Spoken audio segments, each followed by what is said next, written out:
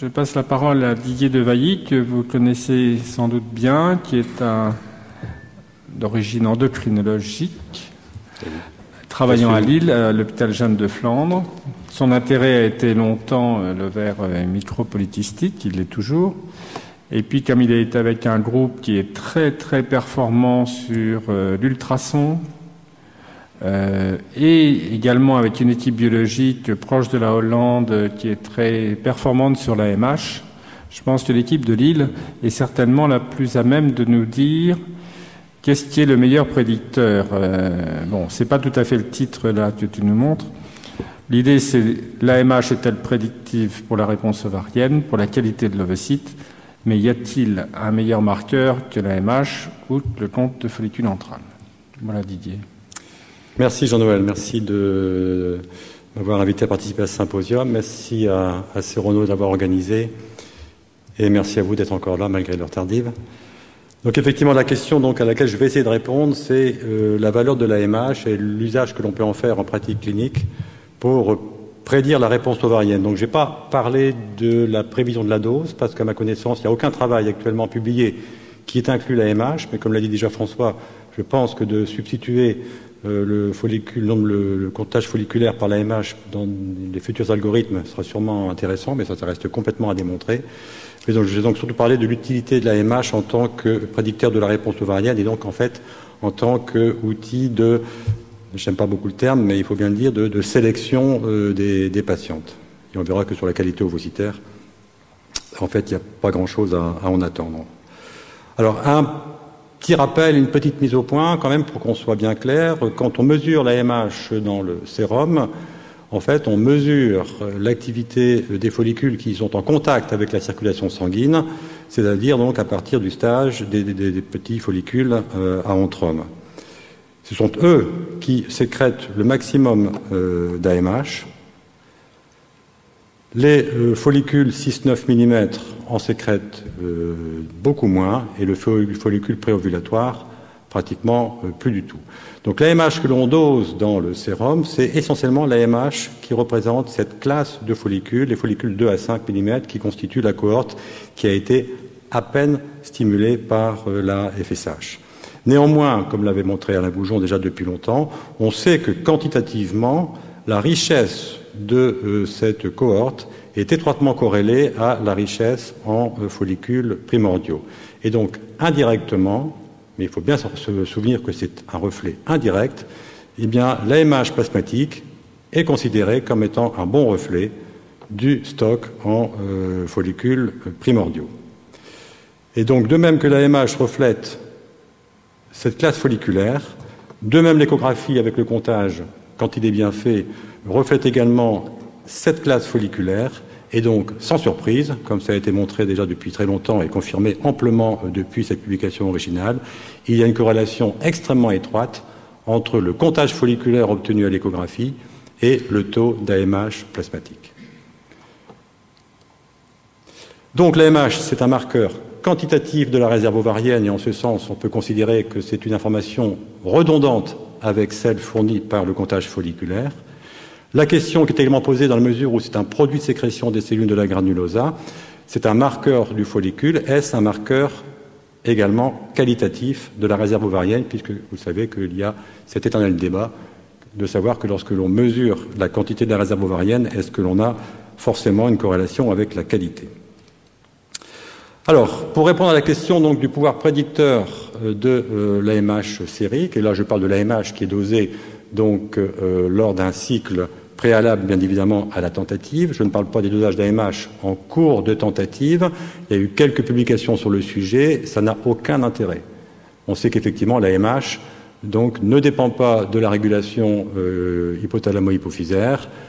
Sa sécrétion donc est très peu influencée par le cycle et par la stimulation, et qui plus est, lors d'une stimulation par de fortes doses de gonotrophine, la MH au contraire a tendance à baisser. Donc on n'a pas intérêt à la doser lors d'une stimulation ovarienne. Donc je parle de la MH basale évidemment.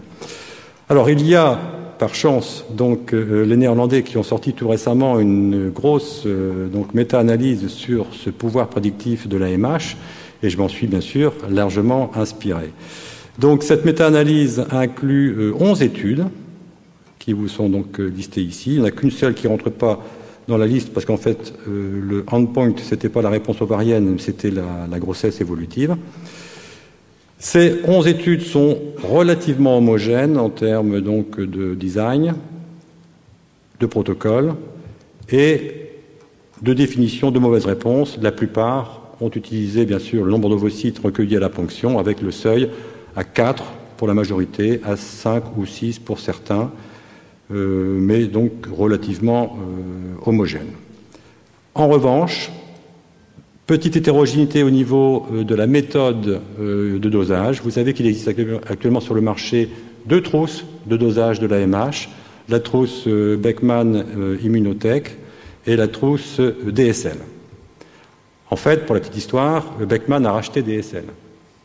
Donc Beckman distribue 2 trousses concurrentes pour le dosage de l'AMH. Ces 2 trousses, au départ, n'étaient pas bien corrélées. Il faut le savoir, parce que quand on lit les chiffres dans les publications, on ne peut pas forcément extrapoler avec ses propres chiffres si on a utilisé le kit différent. Depuis 1 an ou 2, la trousse DSL est officiellement appariée à la trousse Beckman-Coulter et on peut, en principe, comparer les résultats. Je ne sais pas si c'est vrai. Nous, au labo à Lille, avec Pascal Pigny, notre biochimiste préféré, nous avions comparé les 2 trousses antérieurement et effectivement, il y avait des grosses différences en termes de valeur d'unité. On devait essayer la nouvelle trousse DSL, mais finalement, on ne nous l'a pas fournie et donc le test n'a pas pu être fait. Donc je ne peux pas vous répondre. Je ne sais pas si quelqu'un dans la salle ici a l'expérience de cette comparaison. En tous les cas, on ne la trouve pas dans la littérature. Autre point pratique, les taux d'AMH rendus avec la trousse DSL sont rendus en nanogrammes par ml. Alors que, mais bon, c'est pas obligé, les valeurs d'AMH avec le kit Immunotech sont plus souvent rendues en picomol par litre. Le facteur de conversion, c'est 7,14. Donc, 1 nanogramme par ml vaut 7,14 picogrammes par litre d'AMH avec l'autre trousse. OK ? Bon, c'est bon à savoir quand on veut comparer les publications ou quand on veut se comparer soi-même à la littérature. Alors, les résultats de cette méta-analyse. Donc, ils ont fait un très gros travail.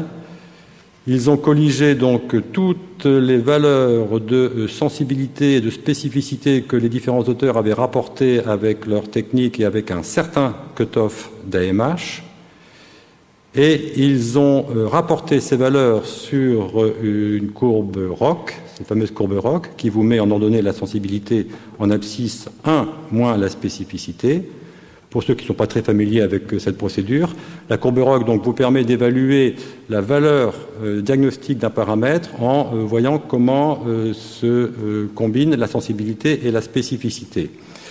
Un paramètre est bon lorsque la courbe ROC s'approche des 2 axes, lorsque en fait, l'inflexion de la courbe se rapproche du coin supérieur gauche.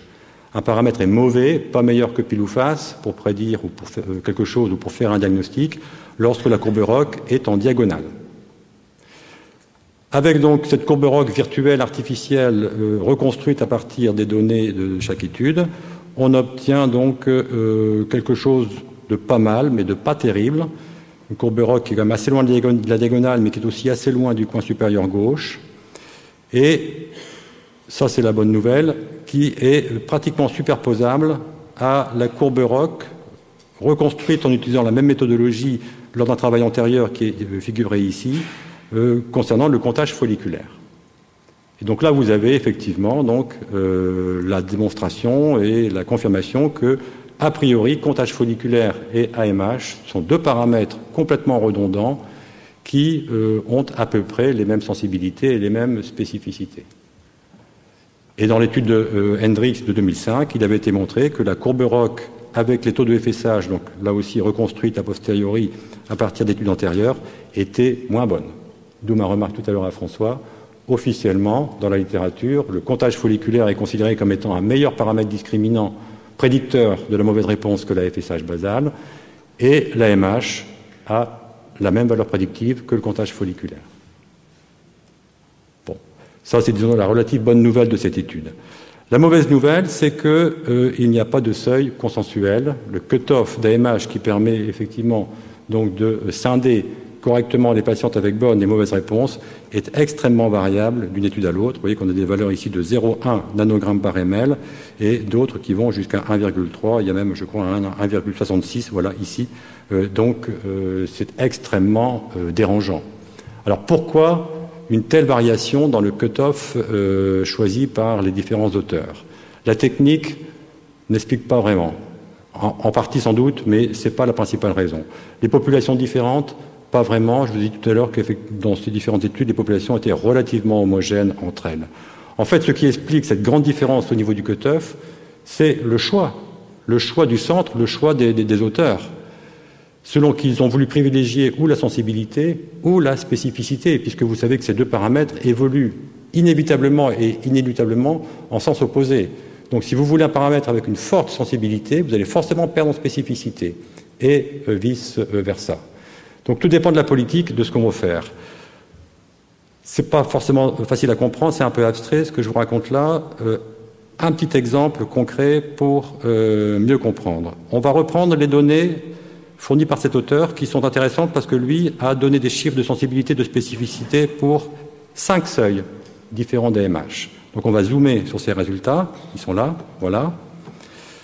Et avec ces paramètres ici, dont je vous passe l'explication, on peut reconstruire ce qui se passerait dans la vraie vie en nombre de patientes. Je m'explique. Dans ce centre, ils ont un taux de mauvaises répondeuses qui est de 27%, ce qui fait 28 patientes sur les 104 cycles qui ont été évalués. Donc, c'est ce qu'on dit à la patiente. Quand on n'a pas de marqueur, quelles sont mes chances de bien répondre? Vos chances de bien répondre, c'est 104 moins 28, vous calculez. Donc, ça fait à peu près 75% de chances de bien répondre, sans utiliser aucun marqueur. Si les auteurs avaient utilisé l'AMH avec un seuil particulier avant de stimuler leurs patientes, avec le seuil à 0,8, le seuil le plus bas, eh bien, ils auraient repéré 15 des 28 mauvaises répondeuses. Donc, un peu plus que la moitié. C'est pas terrible. Alors évidemment, quand on voit ça, on se dit, bon, on va monter la barre, parce que là, manifestement, on est trop bas, on ne recrute pas assez de mauvaises répondeuses. Donc on monte la barre progressivement, et avec le seuil à 1,6, on a 21 mauvaises répondeuses. Donc là, 3/4 des mauvaises répondeuses, on est encore loin des 100%. Il en reste encore 25% qui n'ont pas été dépistés par le paramètre, malgré une limite très haute. C'est pas le plus grave. Le plus grave, c'est qu'inévitablement, en augmentant la limite, en la montant, eh bien, on va recruter de plus en plus de bonnes répondeuses, qui sont plus nombreuses, heureusement. Et donc, de ce fait-là, en montant la barre, eh bien, on va repêcher presque plus de bonnes répondeuses que de mauvaises répondeuses. Et donc, avec un seuil haut, que se passe-t-il? On a 28 moins 21, 7 patientes qui ont échappé au dépistage, et on a 17 patientes qui ont été inclus par erreur, donc on a 24 tests qui se sont plantés, si vous me permettez l'expression. Avec un seuil bas, on a raté ici 13 patientes, on en a inclus 4 par erreur seulement, ça fait 17 tests qui sont faux. Donc après, c'est une question de choix, et donc on ne peut pas, effectivement, exiger un seuil consensuel universel, tout dépend de votre politique. Si vous voulez avoir d'excellentes statistiques, si vous êtes très élitiste dans votre recrutement, eh bien vous allez mettre un seuil haut, vous allez comme ça éliminer le plus de mauvaises répondeuses, et puis vous allez également éliminer des bonnes répondeuses, mais vous vous en moquez, vous, ce qui vous compte, ce qui vous importe, ce sont vos résultats.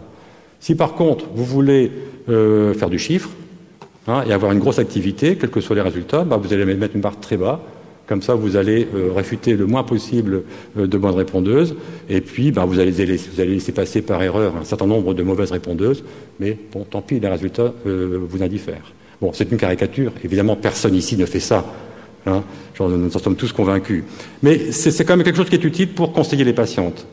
Donc une patiente dans cette expérience-là qui a une AMH à 0,8 ou moins, qu'est-ce qu'on peut lui dire? On peut lui dire, madame, vos chances donc d'être une mauvaise répondeuse sont de 3 sur 4.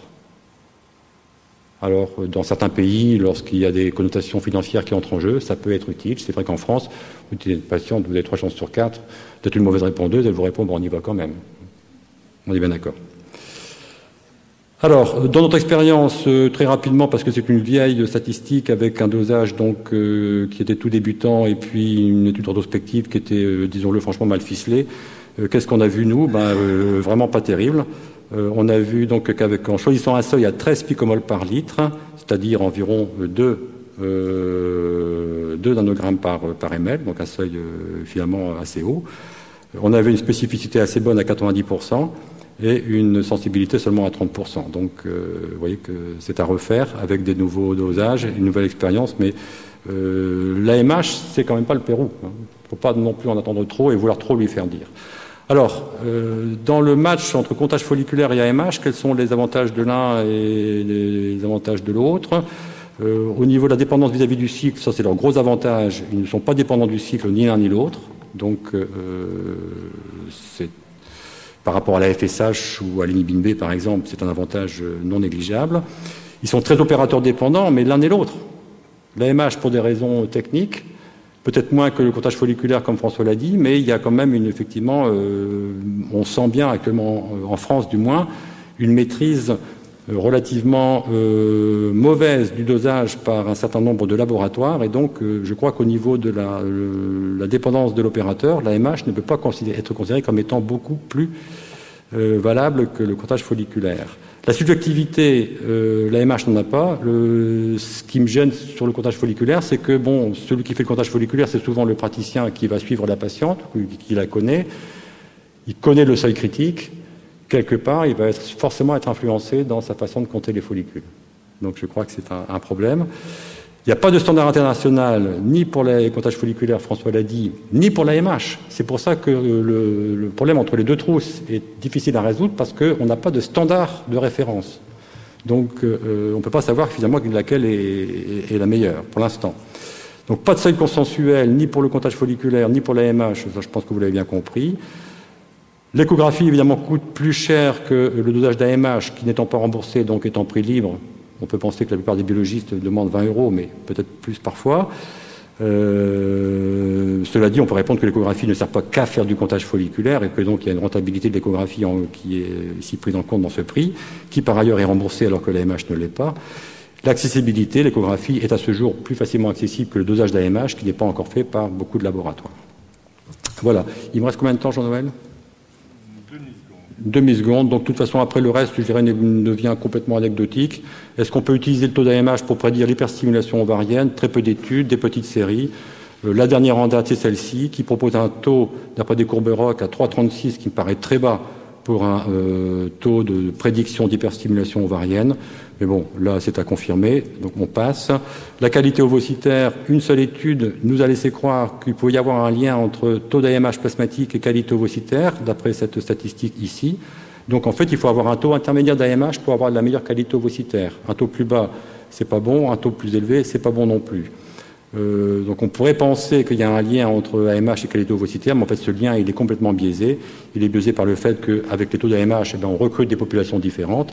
Les taux bas, ce sont les insuffisances ovariennes ou sur le point de l'être. Les taux moyens, ce sont les femmes normales. Les taux élevés, ce sont les OPK. Bon, et en voyant les caractéristiques cliniques et biologiques et de traitement de ces populations, on voit bien qu'effectivement on a une population d'insuffisance ovarienne, une population normale, une population d'OPK. Donc, pas étonnant qu'on ait des comptages ovocytaires qui soient corrélés à ça. Et donc, en fait, c'est un faux lien entre l'AMH et qualité ovocytaire. Pour l'instant, on ne voit pas très bien, effectivement, comment l'AMH sérique reflèterait la qualité ovocytaire. Ça, je passe. La prédiction de l'AMH pour la grossesse, nulle. Vous voyez que la courbe ROC est en diagonale. Le comptage folliculaire, c'est pas mieux. L'AMH ne permet absolument pas de prédire les chances de grossesse.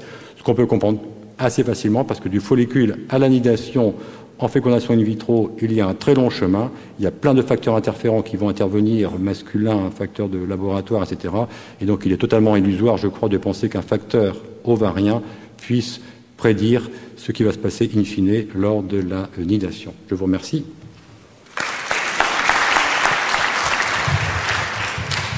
Bon, merci Didier. Je crois que tu as une intervention qui va soulever quelques discussions. François ?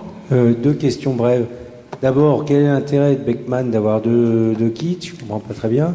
Et la deuxième, c'est, je suis un peu surpris par ta dernière conclusion assez affirmative, parce que il y a quand même un lien entre la réponse ovarienne et la grossesse.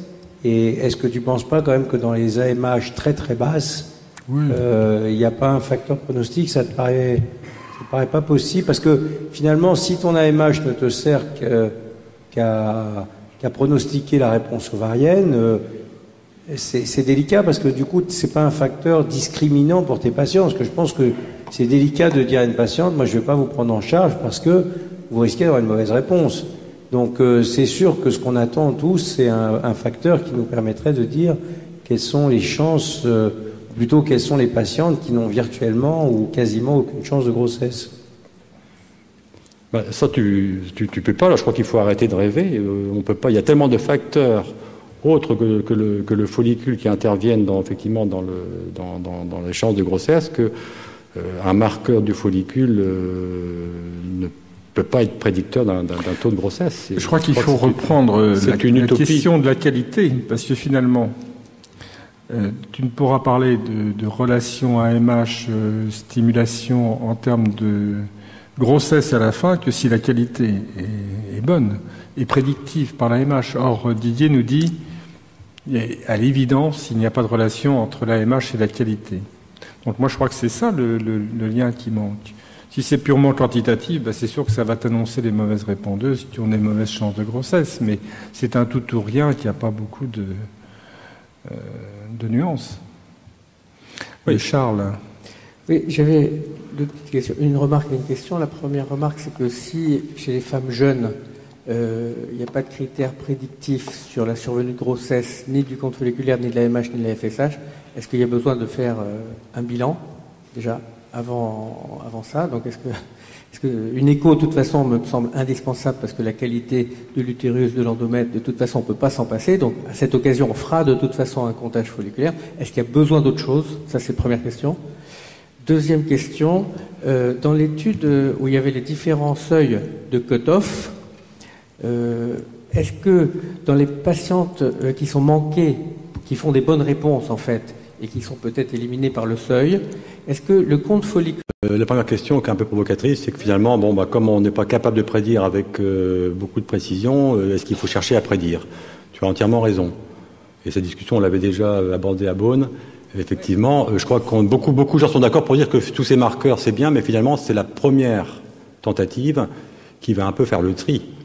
Hein, et récuser une femme pour une première tentative sur des marqueurs folliculaires plus ou moins fiables, ça paraît excessif. Et je crois qu'il y a quand même une majorité à Beaune qui s'était prononcée dans ce sens-là. Alors maintenant, si on fait des marqueurs, effectivement, il ne faut pas en faire un seul, dans la mesure où ils ne sont pas suffisamment précis. Donc ça répond à ta question. Et si vous vous intéressez à la réserve ovarienne, je crois qu'il faut effectivement faire AMH et comptage folliculaire. Parce qu'il y a forcément des cas de discordance, et parce que l'une ou l'autre sont pris en défaut, c'est pour des raisons techniques principalement. Et je pense qu'à ce moment-là, on devrait affiner, je crois, les choses en faisant les deux marqueurs. Mais je n'ai pas connaissance d'études qui a testé effectivement la valeur ajoutée du couple AMH comptage folliculaire par rapport à... Parce qu'eux n'avaient pas fait le comptage folliculaire dans les femmes bonnes répondeuses qui avaient été manquées par l'AMH. Ils n'avaient pas fait de compte folliculaire chez ces femmes? Non, puis tout ça, c'est du rétrospectif. Hein, c'est du rétrospectif. C'est du calcul a posteriori que j'ai fait là. C'est moi qui l'ai fait, le calcul, hein, avec les chiffres donnés par les auteurs. Mais donc, j'ai aucun renseignement sur leurs patientes, évidemment. Bien, une question très courte, Dominique, s'il te plaît. Ah, mais il a de la barbe, Dominique, je ne l'ai pas reconnu. Ça vient, ça passe. Salut. Dans la série d'avoir d'autres paramètres, est-ce que la qualité de la réponse elle-même, est-ce qu'il y a des paramètres dans la réponse qui permettent de les comparer à l'AMH elle-même et peut-être, avec ça en plus, de choisir quand il faut annuler et pas et prévoir? Oui, alors on a fait un travail avec Christine de Canter là, dans le service effectivement sur l'évolution dynamique de l'inhibine B entre J8 et J6 de la stime, et c'est un paramètre qui donne une prédiction assez intéressante avec une courbe ROC qui est pas mal, mais qui n'est pas applicable pour l'instant en pratique, en routine, parce qu'on n'a pas de dosage rapide d'inhibine B qui puisse permettre de prendre la décision au plus tard à J9 ou à J10. Alors l'AMH, je l'ai dit en débutant, l'AMH en dynamique n'a aucun intérêt, hein, puisqu'au contraire elle va plutôt baisser, donc elle ne peut absolument pas servir à prédire la suite de la réponse. Après, c'est les informations essentiellement échographiques, je crois, hein, qui vont être utilisées. voilà, la dynamique de l'œstradiol n'est pas très informative. L'inhibine B, si un jour on a un dosage rapide d'inhibine B, c'est quelque chose qui serait intéressant d'évaluer. Bien, je dois interrompre la discussion là parce qu'il nous reste un quart d'heure que je vais m'accorder.